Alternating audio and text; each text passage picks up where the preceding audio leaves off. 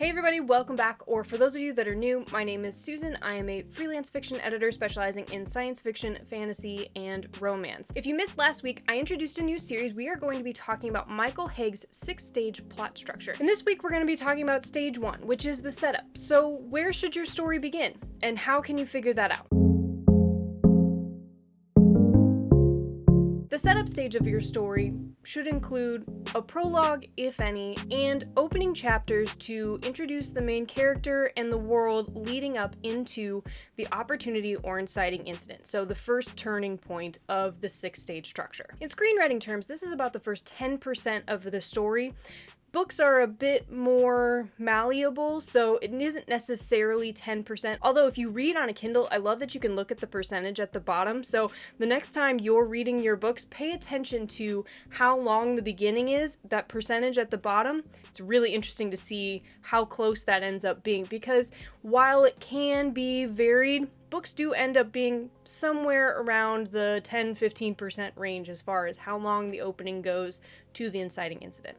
Anyway, I've covered prologues before, what you should consider, as well as I went through several popular examples. I'll put the link to that video above. But as a quick overview, a prologue is usually used to set up a mystery or give context before the main plot starts. Whether it's a flashback, a flash forward, a glimpse into an outside POV, what have you. So the two biggest things you want to ask yourself with a prologue is, will it hook the reader? So is there a good problem, mystery, conflict to catch the reader's attention, especially in such a short time frame, a short glimpse, because prologues are usually relatively short? And is the information or hook in your prologue needed at the very beginning? Or would it be better to slowly introduce the reader to that mystery or context as you work your way through the novel? Now, of course, the answer to that question sort of depends on where your chapter 1 begins. So let's talk about your beginning. Where should your story start? You've got a great idea, fabulous characters, a complex world. How can you possibly decide where to begin? And surprisingly,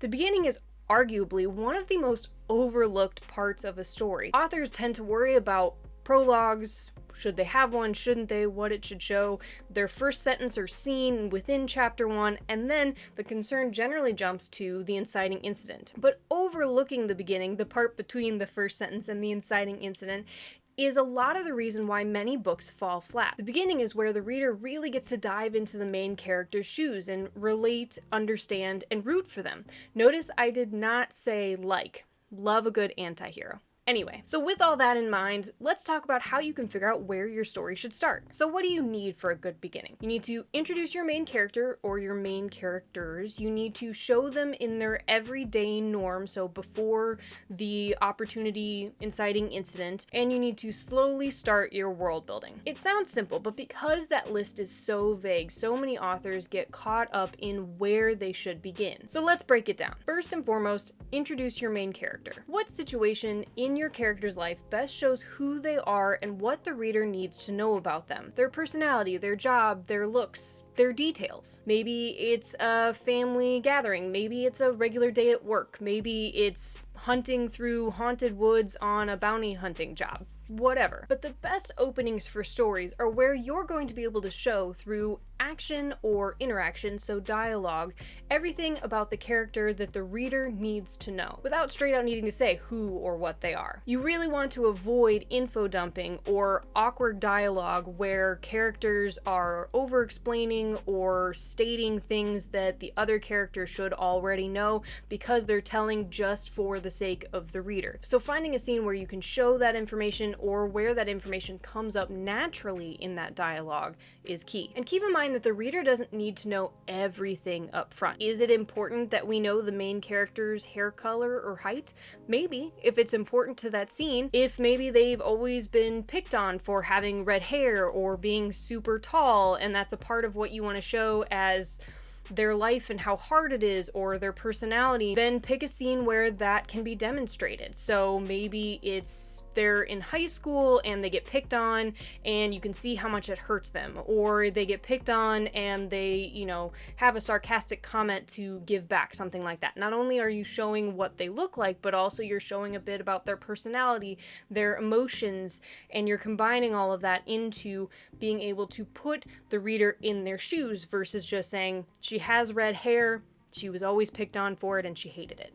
It's much more dynamic that way. Or is it important to know that the main character is super smart and geeky? So maybe you can have a scene where you're showing that, and then you can fill in later that they are short with midnight black hair later down the line. You want to make sure to not only show what you need to show, but also keep the reader focused on the key details that they need at the beginning. Again, they don't need to know everything at the beginning all at once. So now, as you think on that, don't decide on your beginning yet, because you're going to want to keep in mind part 2. So part 2 is show the characters in their everyday norm. Now, I can hear you thinking right now, isn't that just what you said? Doesn't I show them in their everyday? That's how I introduce the character. That's how I explain them. These 2 points are close and they are similar, but there's an important difference that's going to help you narrow in on a specific point in your character's life that you should show for your beginning. When for point 1, just introducing your main characters, there are a ton of options. The key to picking the best situation for their everyday norm for this story is to think about what best paints the picture for the reader of their norm now that is the exact opposite of what they're about to go through. As I mentioned before, think of the beginning as the base of your story, the starting point. Once all the action and the conflict starts happening, the best way to have your readers experience everything along with your main characters, their fear, their excitement, their joy, their pain, is to have them have experienced the opposite first. So how can you show how good or bad their life was before to truly have the change of the inciting incident and the future problems really hit home for the reader and the main character? So if the main character is going to come into superpowers, what is a scene that's going to introduce them and show how very painfully dull and ordinary their life is, how overlooked they are?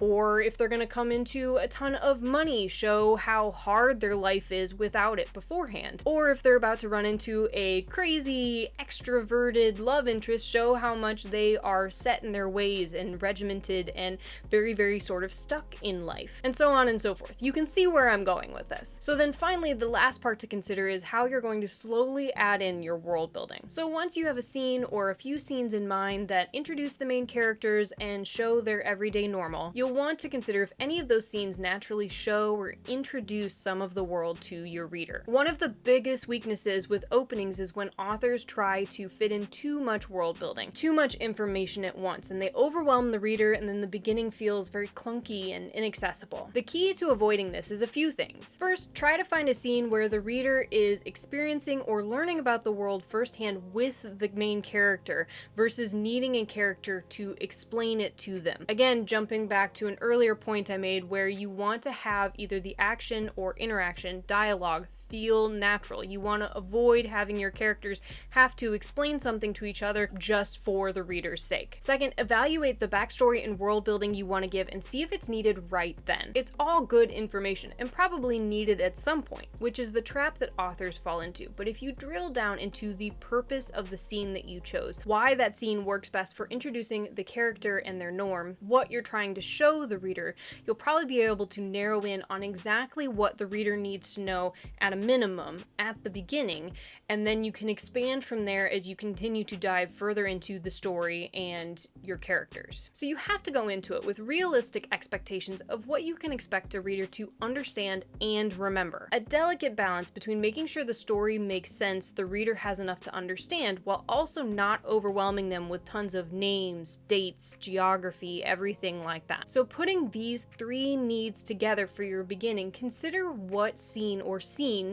for the opening 10% or however long that's going to be is going to work best for you, your story, and your characters. Think about what's going to be the best hook, what's going to be the most active scene that's going to catch the reader's attention and keep them wanting to read through to your inciting incident. Creating a strong base to ground your story as you build your characters and plot from there. Hopefully this is helpful as you plan your beginning or go back and evaluate the one that you have. Next week will be a video on new April book releases because I forgot to do it at the beginning of this month, but then the week after that we're going to dive into the next step in Michael Hague's 6-stage plot structure, which is turning point number 1, opportunity or inciting incident. Don't hesitate to reach out if you have any questions. I would love to hear from you. Make sure to like and subscribe so you can know when other videos go up and you can follow along during this plot structure series. And until next week, keep writing.